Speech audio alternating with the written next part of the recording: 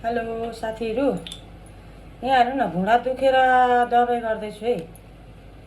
तपाईँहरू पनि घुँडा दुख्दैछ भने नि यसरी दबाई गर्नुहोस्। यसरी तोरीको तेल यहाँ लाउनुहोस् पानको पत्तामा, त्यहाँदेखि अर्को पानको पत्ताले यसरी गर्नुहोस्।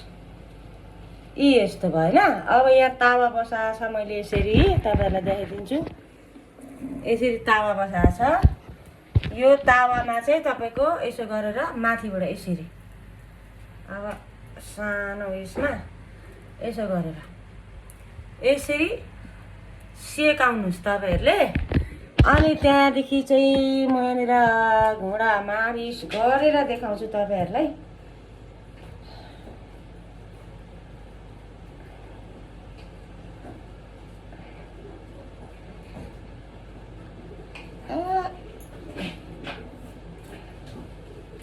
नदेखिँदो रहेछ साथीहरू, यो घुँडा चाहिँ यति डरलाग्दो दुख्छ कि मेरो।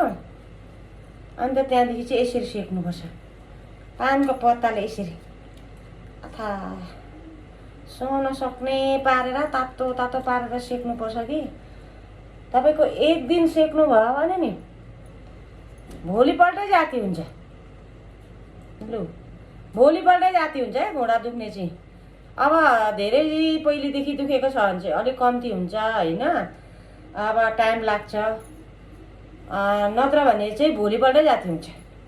अनि तपाईँहरूले गरिरहनु, हप्ता दिनसम्म गर्नु, धेरै धेरै धेरै धेरै जाती हुन्छ, सन्चो हुन्छ। मैले त्यो गरेर हेरेर चाहिँ तपाईँहरूलाई बताइदिएको। तपाईँहरू पनि गरेर हेर्नुहोस्, पहिला आफै गरेर हेर्नुहोस् अनि मलाई भन्नुहोस् ल, जाती हुन्छ कि हुँदैन कि। मैले चाहिँ गरेर हेरेको, तर मलाई चाहिँ भयो। अब तपाईँहरूको के हुन्छ, पानको पत्तामा तोरीको तेल दल्नुहोस् अनि तावा यसरी उताना पारेर सेकाउनुहोस् यस्तो गरेर। त्यहाँदेखि यो पानको पत्ता तातो तावामा यसो गर्नुहोस् अनि यहाँ गुजुजुजुजुजु तेल उम्लिन्छ यसरी। अनि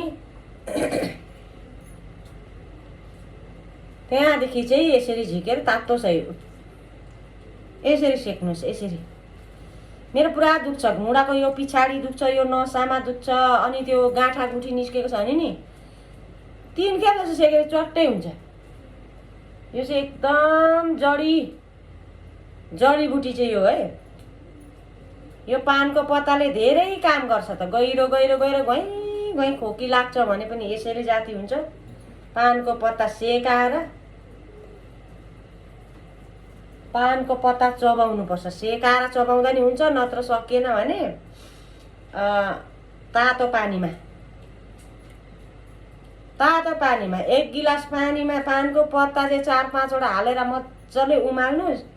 अनि आधी गिलास जति बनाउनु, 2-3 घुड्की बनाउनु, अनि त्यसले खानु त जस्तो गाडेको खोकी पनि चट्टै भएन छ नि मलाई भन्नु। फेरि चट्टै हुन्छ साथीहरू, चट्टै। म त यो अस्तिको दिनै घुँडा दुखेर साह्रो पारिरहेको थियो कि, यसले जाती भयो। हिजो गरेँ, आज गरेँ ल। अनि गरेर हेर्नुहोस्, त्यहाँदेखि राम्रो भयो भने लाइक गर्नुहोस्, मिठो कमेन्ट गर्नुहोस् ल, सब्सक्राइब गर्नुहोस्। गरेर पहिला हेर्नुहोस्।